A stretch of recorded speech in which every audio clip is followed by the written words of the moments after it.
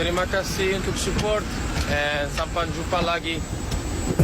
Mereka pulang ke klubnya masing-masing dan akan kembali pada bulan Maret tahun depan. Kelanjutan kualifikasi Piala Dunia akan semakin sulit dan harus lebih fokus. Ini dia pembahasan jika ingin mentas di Piala Dunia.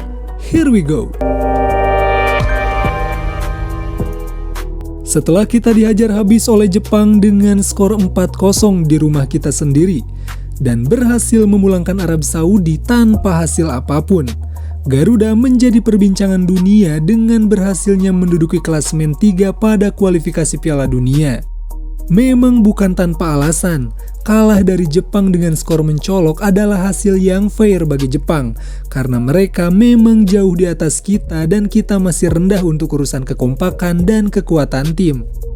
Sebagai bentuk apresiasi kita di 500 subscriber pertama, kita punya 2 pasang sepatu futsal untuk kalian dengan diacak secara random. Cukup tulis nama Instagram kalian di kolom komentar, yang beruntung admin akan menghubungi kalian. Sekali lagi thank you untuk kalian semua, support terus kami. Mari kita lanjut. Tapi banyak media khususnya di Asia Tenggara yang terkesan kaget dengan pencapaian luar biasa setelah mengalahkan Arab Saudi. Mereka tak percaya bahwa Garuda bisa mengumpulkan poin lebih banyak dari wakil ASEAN sebelumnya di pentas yang sama. Thailand dan Vietnam bisa kita ungguli. Di Maret mendatang kita akan disuguhkan dengan laga selanjutnya, terbang ke Australia untuk melakoni laga away, dan laga yang paling ditunggu yaitu melawan Bahrain di Gelora Bung Karno. Di leg pertama kita berhasil menahan imbang tim sekelas Australia dengan skor kacamata 0-0. Memang tim negeri Kangguru itu sedang dalam performa kurang baik dan kurang maksimal. Namun kita tahu mereka adalah salah satu tim raksasa di kawasan Asia dan kita harus tetap waspada dan bermain maksimal. Sama halnya dengan Australia, Garuda bisa menahan imbang Bahrain di kandangnya meskipun itu dengan suatu kontroversi. Dan justru inilah saat yang tepat untuk kita balas dendam kegagalan kita pada leg pertama. Bermain di hadapan 80.000 supporter Garuda akan menjadi tekanan bagi Bahrain dan akan menjadi nafas bantuan bagi timnas Indonesia.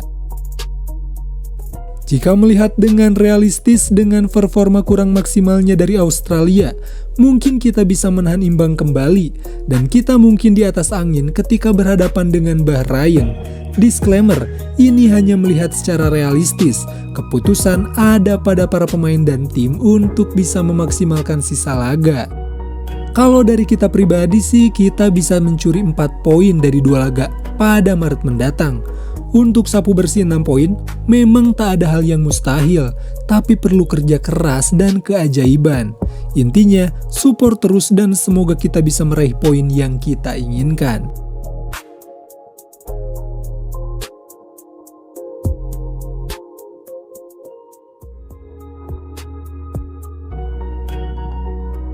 Ranking FIFA yang semakin hari semakin merangsak naik dan semakin dekat dengan 100 besar.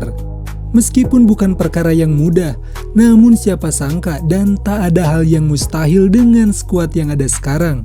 Sintayong memang belum memberikan gelar apapun untuk Garuda, namun bisa membawa ke posisi ini, kita harus berterima kasih.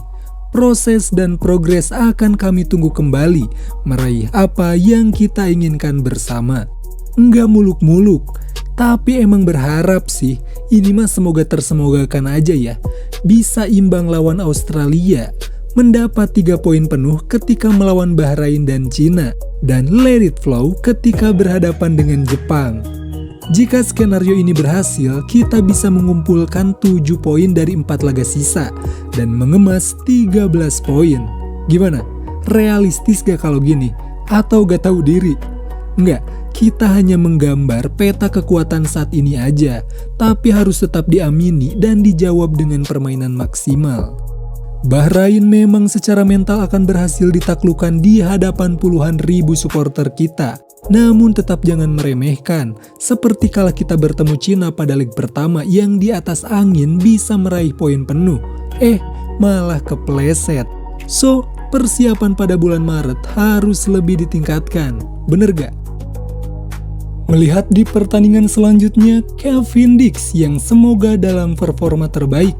setelah debutnya melawan Jepang yang mengalami sedikit kendala kesehatan. Dan mungkin akan menjadi ajang debut juga untuk Ole Romeni sebagai proyek baru yang sudah mencapai kesepakatan dengan PSSI.